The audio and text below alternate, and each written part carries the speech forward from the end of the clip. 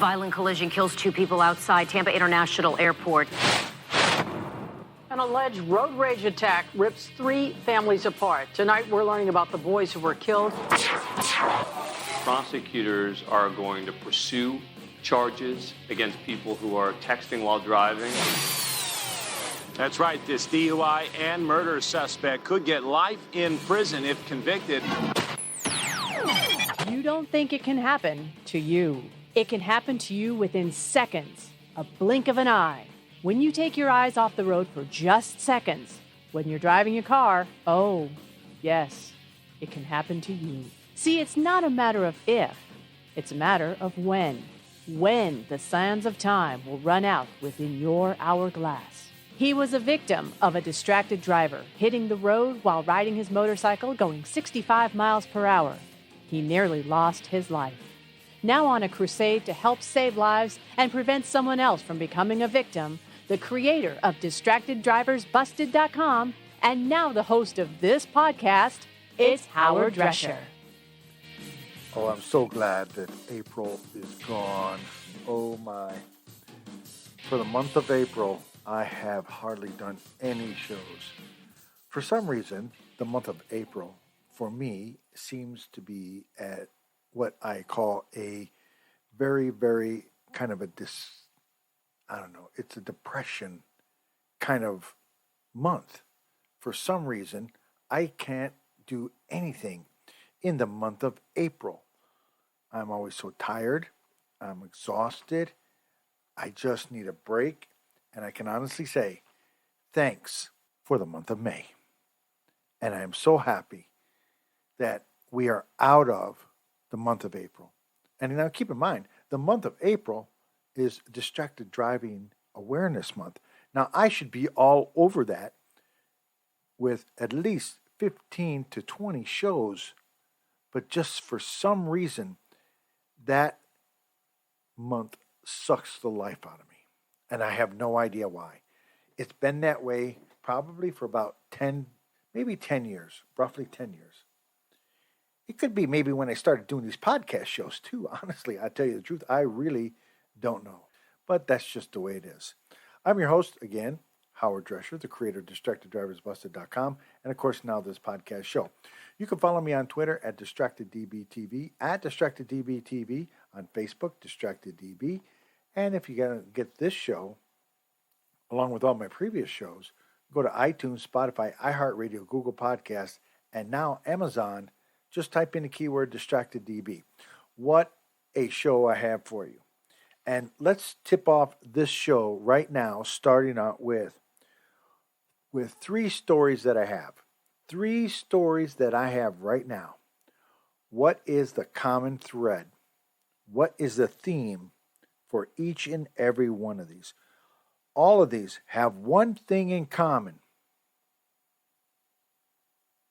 And it's something that is so obvious to not only myself, but probably to victims along the way. Anybody who's been a victim has listened to this show before in the past. They know when I say one thing with these shows, all 3 of them, what is the one thing that they all have in common? And we'll get to that in just a little bit. But before we do that, I want to just let you know that it is now time for... And now it's time for the top story from the previous show. All right, the top story from the previous show will come from ABC 15 down there in Arizona, and I appreciate them for allowing me to use the sound. We all know about these different roads, and they all have every state, every city, every road has some kind of potential of a disaster for danger. And this is also true with this story here. Again, from ABC 15 out in Arizona. Begin with family neighbors looking for answers after a head-on crash sent a man to the hospital. This happened at 56th Street in Indian School. Witnesses say this is not the first time. They worry it could happen again. And ABC 15's Patrick Hayes taking action to see what the city is doing. Phoenix police investigating another serious crash on 56th Street. Disappointed that it happened again and that, we've had another major accident and still no real news as to anything being done about it. Bailey Ogren has been living near 56th Street for less than a year. We moved in July, and this is our 5th time calling 911. A couple months ago, an Arizona judge died after being hit near 56th Street in Camelback. It's happening a lot, and they're seeming to get worse. Ogren says the person who caused Thursday's crash was speeding through the roundabout and hit the other car head on. Less than 24 hours after the crash happened, you could still see pieces from both of those vehicles involved. Now, the city says they do have a plan in place to help make the area safer. The problem is construction won't get started for a couple of years. The city also plans on adding bike lanes and sidewalks, which they say will also help people slow down. Yeah, I love the plan. We've heard all about it, seen it. Everybody's excited about, beautifying any part of the city. Unfortunately, though, it's safety that we have to address. After taking these concerns to the transportation department, a spokesperson with the city says they're going to be adding a speed feedback trailer to the area. Ogren hopes it helps. And I'll be more than happy to sing anybody's praises who comes and steps up. In Phoenix, Patrick Hayes, ABC 15. That was the top story from the previous show. All right, that's the top story from the previous show, and I want to thank ABC 15 for allowing me to use the sound. And it's true. Every state, every city, every town, every countryside has some kind of road or something that just seems to be just a little bit too dangerous. And as many times as people have complained about it, nothing is ever being done about it. Maybe, hopefully, there in the Phoenix, Arizona area, hopefully something now will change. All right, you're listening to DistractedDriversBusted.com, the podcast show. All right, when I come back, oh yes, there is nothing worse than a scumbag who actually drives a vehicle and hits a 13-year-old or hits any child and just keeps on going until they get caught. We'll be back right after this. You've been putting back a few, and a few becomes a few too many. For a moment, you think about going for a ride.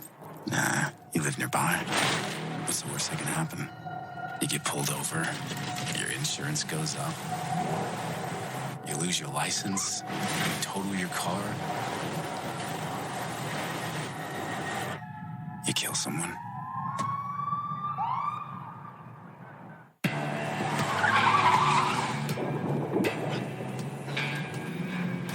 There's no way you can hide it.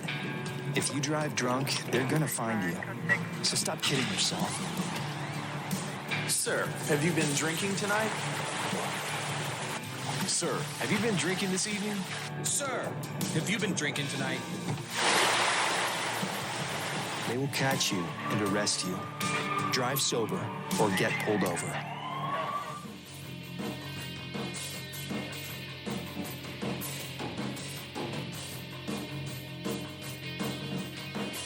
All right, you're listening to DistractedDriversBusted.com, the podcast show. I am your host, Howard Drescher, the creator of DistractedDriversBusted.com, and of course now this podcast show. You can follow me on Twitter at DistractedDBTV, at DistractedDBTV, and of course on Facebook, DistractedDB.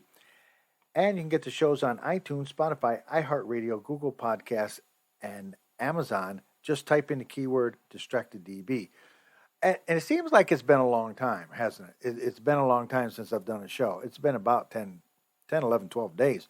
I just, for the end of month of April, it just burned out. I just like, oh man, I just couldn't do it. As much as I wanted to, I looked at the audio that I have people that help me get my audio bites and everything like that. And I just looked at them and go, nah, I just don't feel it. Now that the month of May is here, and by the way, the month of May is Motorcycle Awareness Month. Hello, if you're driving a car, pay attention to the motorcyclists on the road. They are there, so share the road. Simple as that. Just share the road. Nothing else will be handled more gracefully than you passing a motorcycle or a motorcycle rider passing you without any friction. It is such a graceful move. I have done it many times myself. I have done it riding a motorcycle, and I have done it in my car, sliding just a little bit to the left and allowing them to go on the right-hand side of me, depending on what lane you're in. That's how that works. And it's just a great thing for them to gracefully move past you. And I've seen it many times where cars will slowly move over to the right and not allow that motorcyclist to pass. Why? Why you want to be a jerk? Why you want to be that? Just move over and do things right. All right, you're listening to DistractedDriversBusted.com, the podcast show. I'm your host, Howard Drescher, as I mentioned. Here's a story that I got from ABC 15, and it deals with a police arresting a hit-and-run alleged driver for the death of a 13-year-old. Now, to me, it just doesn't sound right. If you hit something or your car makes a big bump, you probably got to stop because you probably just hit something or somebody. But yet people go through like they are just oblivious to the world. Oh, I'm in my own little bubble. I never hit nothing. Nothing ever hits me, and I just drive down the road. No, it doesn't always work that way. Again, here's the story from ABC 15, and again, I appreciate them for allowing me to use the sound. It's the white pickup truck that has been the focus of the Valley for days. Found less than half a mile from where a Valley 13-year-old was hit and killed on his way home from school. Our Amelia Fabiano is joining us live this morning from Goodyear with more details on this one. And Amelia, we're finally getting a look at the suspect this morning.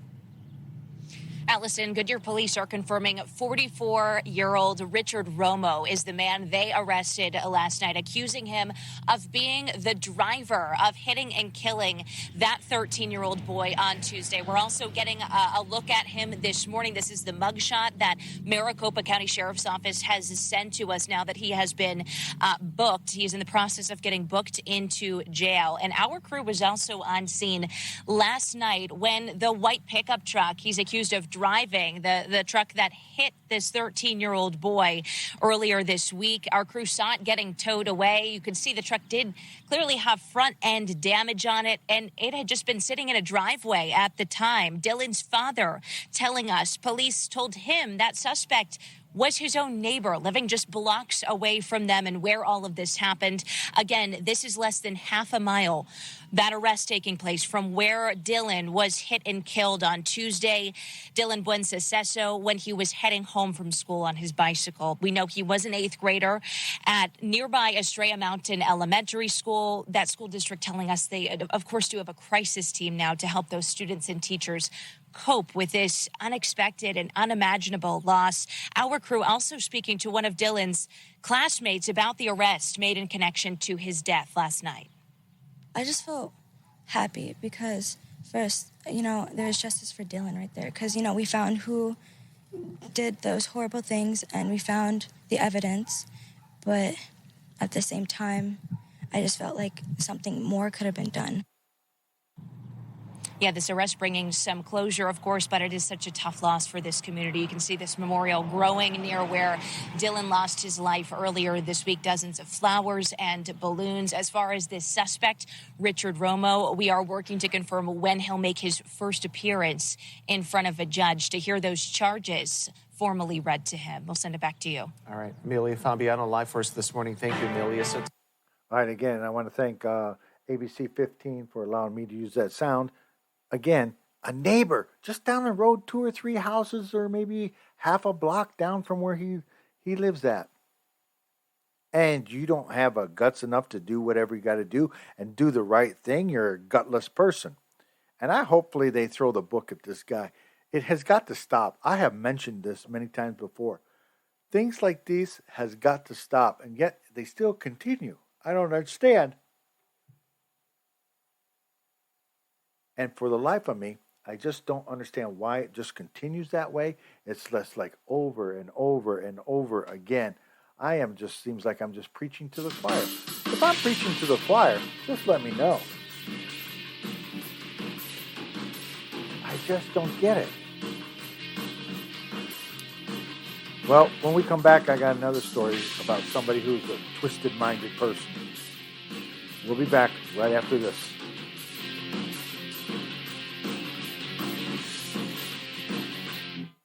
You're listening to the DistractedDrivers.com podcast. We'll be right back. Ladies and gentlemen, we have arrived in Philadelphia. Local time is 3:05 p.m. and the temperature is 67 degrees. At this time, you are now free to use your cellular devices. You know that feeling when you get to turn your phone on after the plane lands? You can have that feeling every time you drive.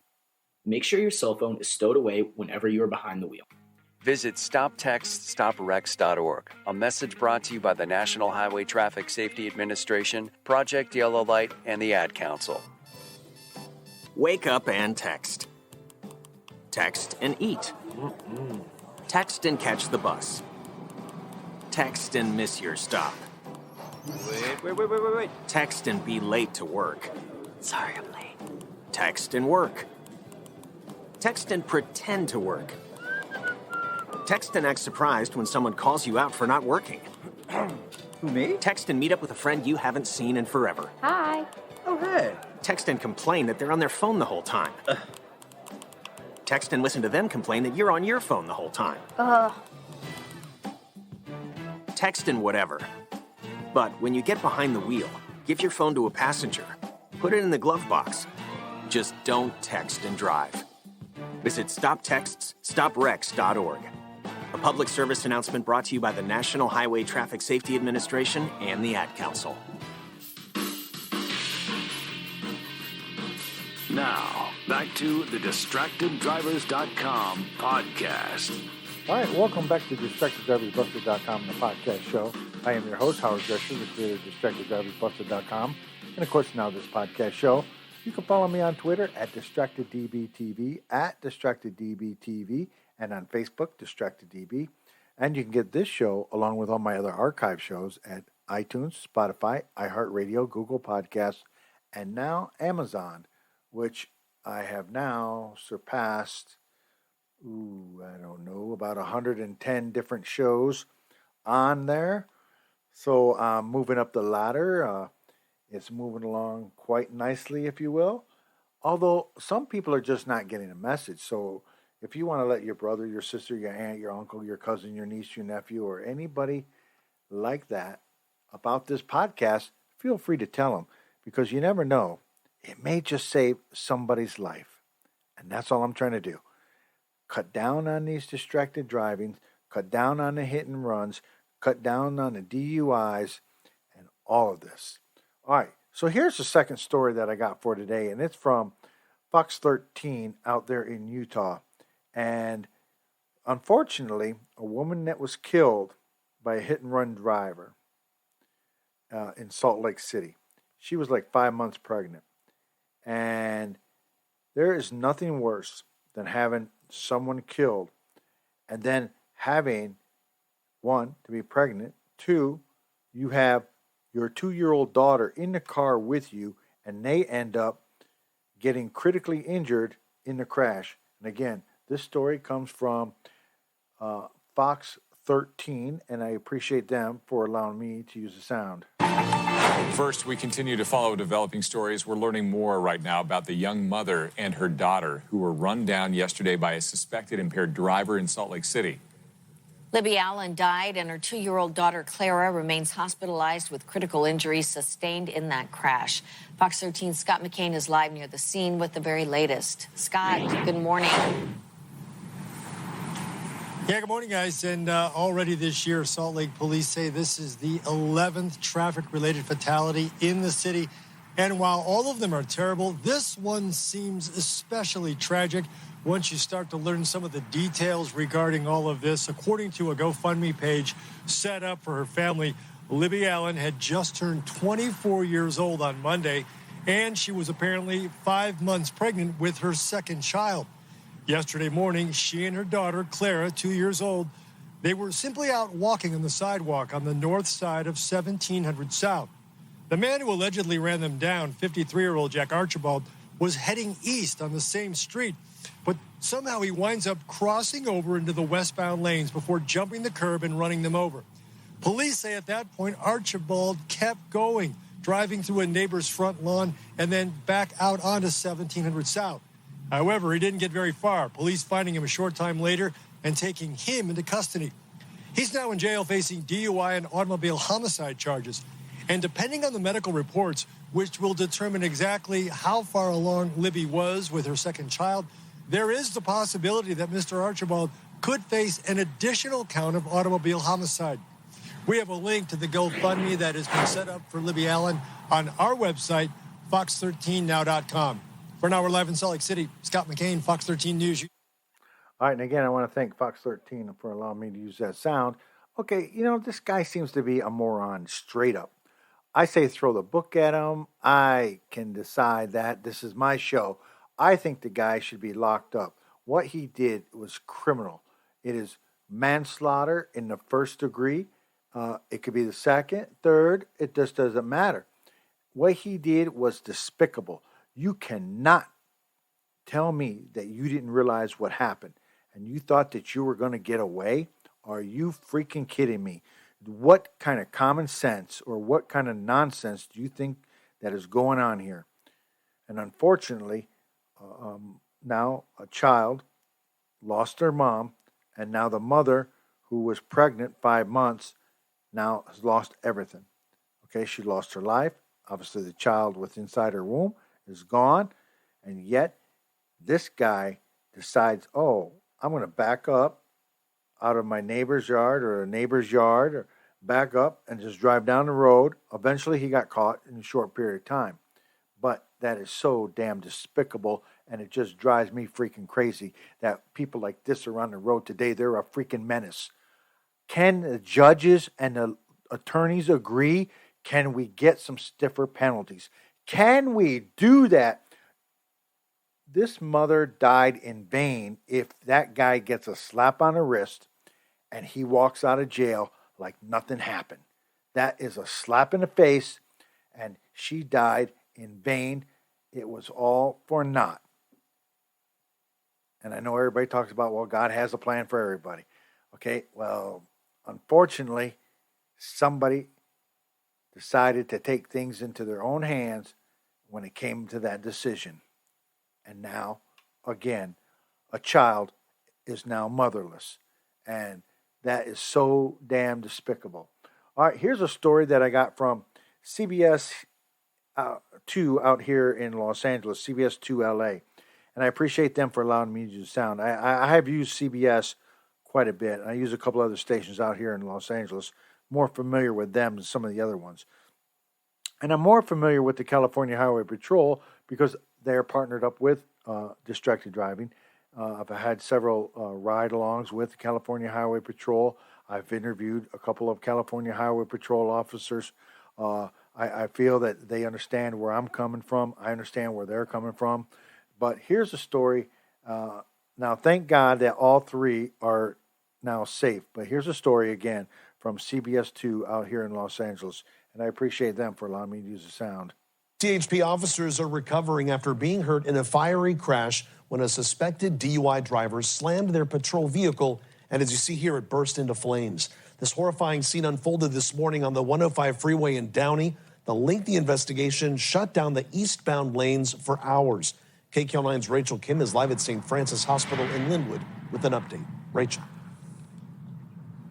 Juan, all three of the injured officers are assigned to the CHP's Santa Fe Springs office, and they tell us that the female officer has been released and is now recovering at home. The two male officers still here at St. Francis with serious but non-life-threatening injuries. Now, all of them survived a fiery crash caused by a driver who witnesses say was driving close to 100 miles an hour. A CHP cruiser burst into flames moments after an SUV slammed into it, and the two officers sitting inside were pulled out of it. CHP had the lane closed with flares out. The driver applied no brakes and went straight into the CHP car. The CHP says just before 1:30 this morning, they were providing traffic control for a separate crash on the eastbound lanes of the 105 freeway near the Lakewood off-ramp when the driver of an SUV rear-ended a patrol car with two officers inside. The person who actually hit the CHP car was in the diamond lane, going 90, 95, going faster, definitely faster than I was. A third officer who was standing outside of the vehicle was also struck. He had bleeding from the back of his head, a large neck contusion, broken legs. We went over and helped him out as much as we could. The impact left the cruiser and the SUV engulfed in flames. You can see how this could have ended tragically, but thankfully, it didn't. With several Good Samaritan, along with the other officers, was able to pull the officer that was trapped inside the patrol car out of the vehicle, and also pull the officer that was laying in the carpool lane away from the burning vehicle. The CHP tells us the 3 officers were taken to St. Francis Hospital, while the 41-year-old driver of the SUV was arrested on suspicion of DUI. The fiery wreck shut down the freeway for over 6 hours. Traffic had to be diverted during the morning commute. Right now, investigators are still trying to determine if the officer standing outside was hit by the patrol car spinning out of control or by the SUV. Anytime that something like this happened, we're very relieved to know that the 3 officers will recover from this. Several members of law enforcement have been coming by the hospital throughout the day to check on the officers. The CHP wants to thank the Good Samaritans and everyone who stopped to help the officers this morning. Reporting live in Linwood, Rachel Kim, KCAL 9 News. All right, and again, I want to thank CBS 2, KCAL 9 out here in Los Angeles for allowing me to use the sound. It is a tragedy that this happened. That suspect was doing over or approximately 100 miles an hour, and yet, is she going to get a slap on her wrist? Is she going to be out walking about, or is she going to end up getting behind the wheel in less than a week or so? And would she end up doing the same thing again? That remains to be a mystery. All right, you're listening to DistractedDriversBusted.com, the podcast show. When I come back, what one thing all 3 of these have in common? I'll let you know that when we come back. Just about 1 minute.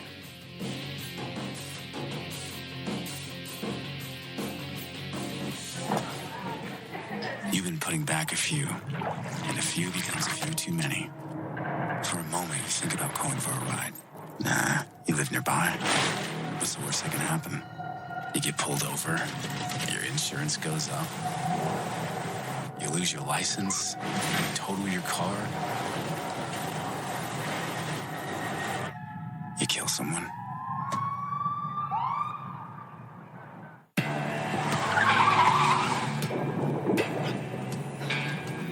Hey, there's no way you can hide it.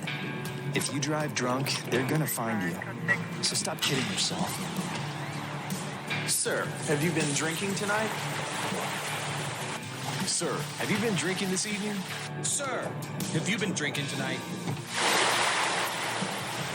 They will catch you and arrest you. Drive sober or get pulled over.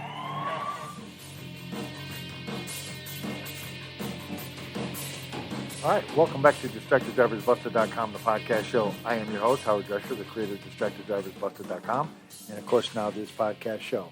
Okay, we just had 3 stories. We had 3 different stories from 3 different states, from Arizona, Utah, and in California. They all dealt with despicable things that have happened to other people, the victims. The perpetrators seem like nothing ever happened to them. They're fine. They're walking around.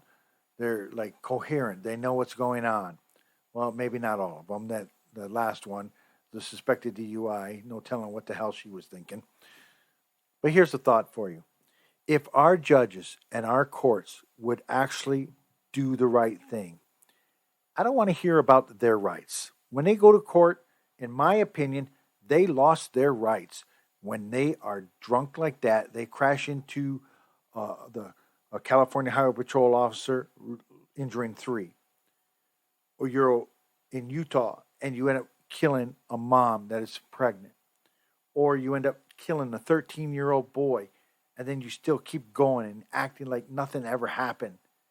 And then you eventually get caught just a mile or so down the road. Where are the stiffer laws? Now, my question is, where are the equal rights for these victims? Where is the equal right for the victims, but yet you have a ton for the perpetrators? Let's change it around a little bit and not give the perpetrators that much leeway. I don't think it's a very good thing to do. I don't think it should happen. And quite honestly, to tell you the truth, it just can't happen that way. You need to lock them up. Lock them up, throw away keys. If you make examples out of some of these people, they'll pay attention.